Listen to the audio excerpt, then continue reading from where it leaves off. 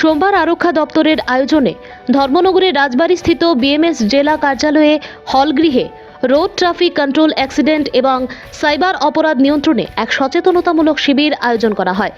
উপস্থিত ছিলেন উত্তর জেলার police super Bhanupada Chakraborty, SDPO Debashis Saha, Dharmanagar থানার ওসি নারু গোপাল দেব এবং বিএমএস জেলা সভাপতি সুব্রত রুদ্র পাল সহ আর অন্যান্যরা।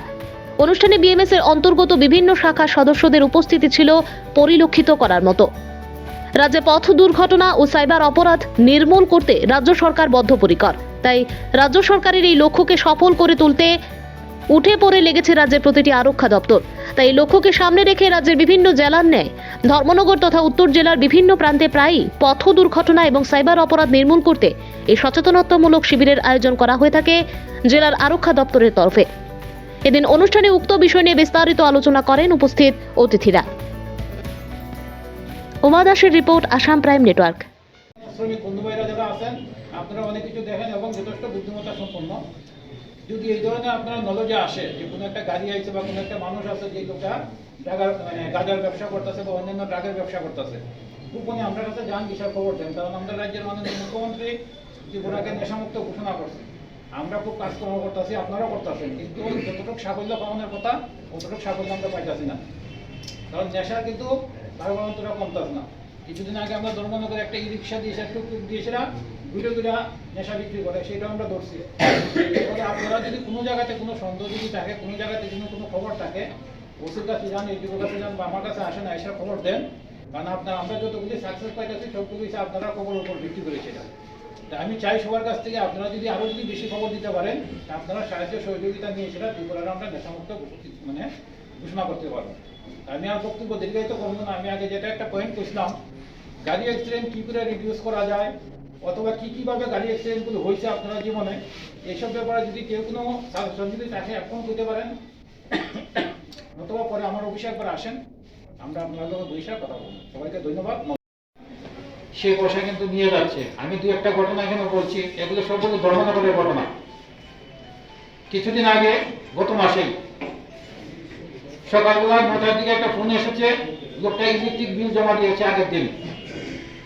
ফোন আসলো যে আপনি যে ইলেকট্রিক বিল জমা দিয়েছেন 3 টাকা কম হয়েছে।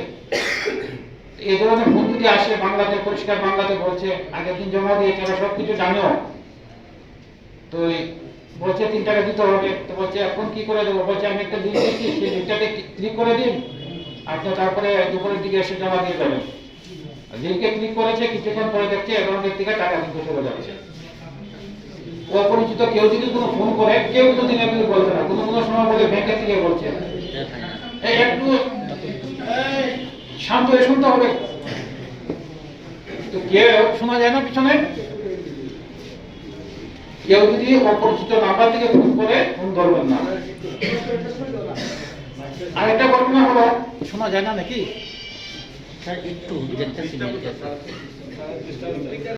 বয়স এবং 72, একটা অপরিচিত নাম্বার থেকে ফোন এসেছে, একজন মহিলা ফোন করেছে, শোনা যাচ্ছে এয়ারপোর্টে যে ধরনের ঘোষণা হয় সেই ধরনের। তো ওনাকে ফোন করে প্রথমে ফোন করে জিজ্ঞাসা করেছে দিলীপ দা নাকি এরকম। উনি বলছে না না দিলীপ দা না, ওনার নাম নিয়ে বলছে আমি রিটায়ার্ড প্রফেসর হব, মানে গম্ভীরতা সহকারে, গাম্ভীর্য সহকারে। কারণ প্রফেসর ছিলেন, কথাবার্তা উনি বলেন, খুব সুন্দরভাবে বলেছেন যে আমি দিলীপ বাবু না, আমি অমর। ফোনটাকে ফোন বলে ফোনটা কেটে দিয়েছে। 3 দিন পরে মহিলা আবার ফোন করেছে, ফোন করে জিজ্ঞাসা করেছে গতদিন আপনার সঙ্গে কথাবার্তা বলে আমার ভালো লেগেছে, আপনি শিক্ষিত মানুষ, আমি একটা ব্যবসার ব্যাপারে আপনার সঙ্গে আলোচনা করতে চাই। এই ব্যবসাটা সম্বন্ধে ওনাকে বলছে আপনি যদি ইন্টারেস্টেড থাকেন তা আপনি আমার ব্যবসার মধ্যে টাকা ইনভেস্ট করতে পারেন। উনি ইন্টারেস্টেড হয়েছেন, এত সুন্দর কথাবার্তা বলেছেন, কোনো মানে বোঝার সন্দেহ নেই যে এটা কোনো ফ্রড। উনি 32 লাখ ডিপোজিট করেছে সেই ব্যবসাতে। যে সময় টাকা সব নিয়ে গেছে, উনি জিপিএফ থেকে পেনশন থেকে লোন নিয়েছেন, লোন নিয়ে টাকা জমা করেছেন। যে সময় সব চলে গেছে তখন পুলিশের কাছে এসেছেন।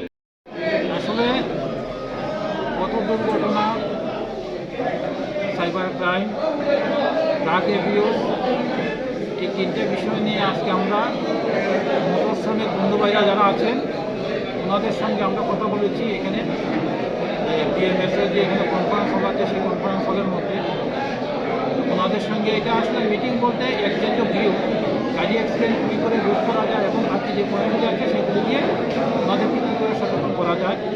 মিটিং খুব সফল হয়েছে। আমরা আশা করি যে বিএমএসের বন্ধুরা যারা আছে ওনাদের সাথে সহযোগিতা নিয়ে এই তিনটা বিষয়ে আমরা যাতে কমাতে পারি, গাড়ি অ্যাক্সিডেন্ট এবং সাইবার ক্রাইম যাতে কমাতে পারি। এবং ভাগের ব্যাপারে কথা হয়েছে, ওনাদের কাছ থেকে সাহায্য সহযোগিতা চাওয়া হয়েছে, ওনাদেরকে পুলিশকে